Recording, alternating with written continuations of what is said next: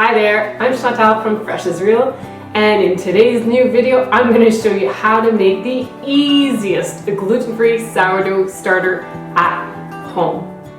I'm excited to share these new instructions for a zero-waste starter, as it creates a smaller portion that is perfect for first-time yeast makers. If you found this video because you are interested in making your first gluten-free sourdough starter, well, I'm very happy to tell you that all you're going to need is about 1 cup of flour and a small bowl, some water, maybe a chopstick to stir, and there is a kind of like a secret ingredient. So keep watching and I'll show you what it is and all the steps along the way. What is a sourdough starter? Is it the same as natural wild yeast?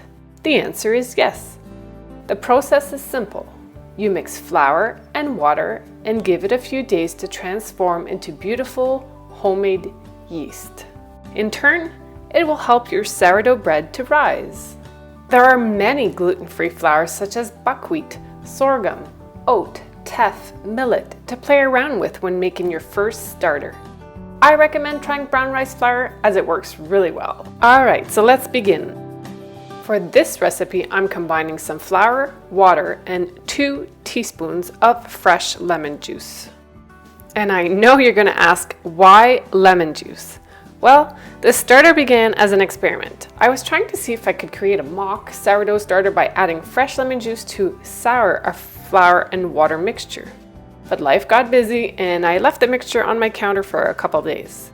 And to my surprise, the lemon juice helped to set the right kind of acidity in the starter without making it smell or taste like vinegar, which can happen when creating and maintaining wild yeast. And within a week, after a few feedings, I had the most pleasant, sweet-smelling gluten-free sourdough starter.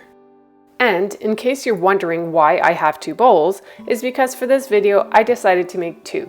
One with the fresh lemon juice and one without, so that way I could compare and show you the results.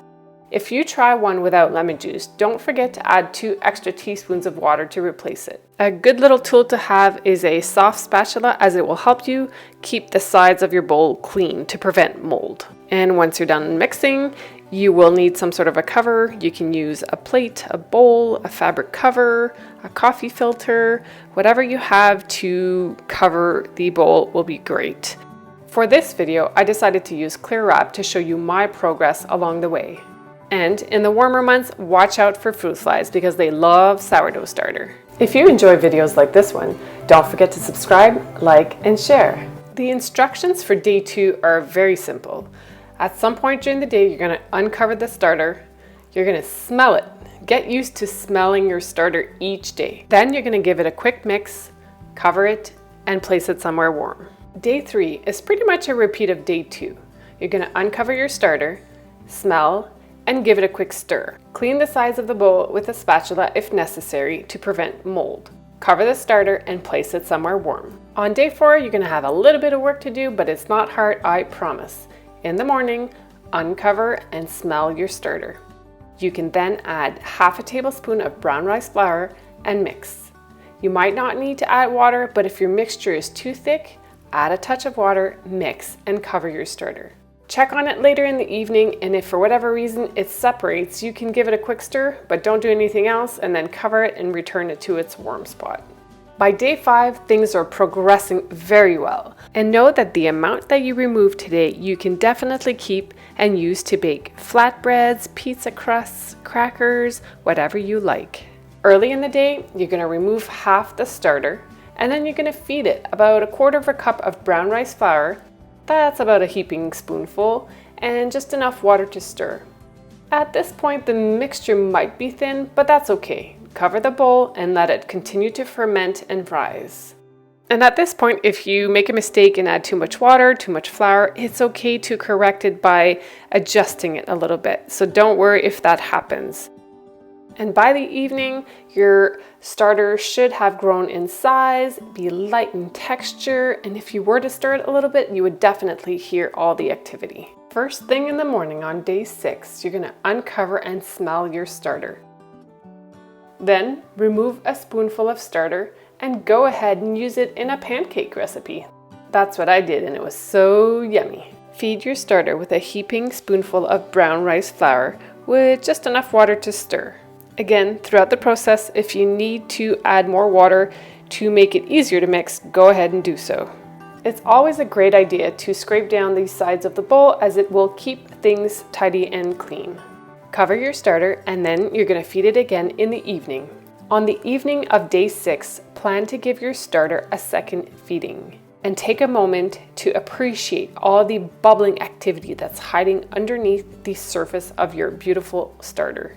Give your starter a fresh spoonful of flour with just enough water to stir. Clean the sides of your bowl if necessary. Cover the bowl and place it somewhere warm. On day 7, your starter might be ready. Smell it. Does it have a yeasty aroma? Is it a little sweet? Can you hear popping bubbles when you gently stir it? There are a few tips I need to share with you before you continue, so please listen up. This starter recipe creates about 3/4 of a cup up to 1 cup approximately.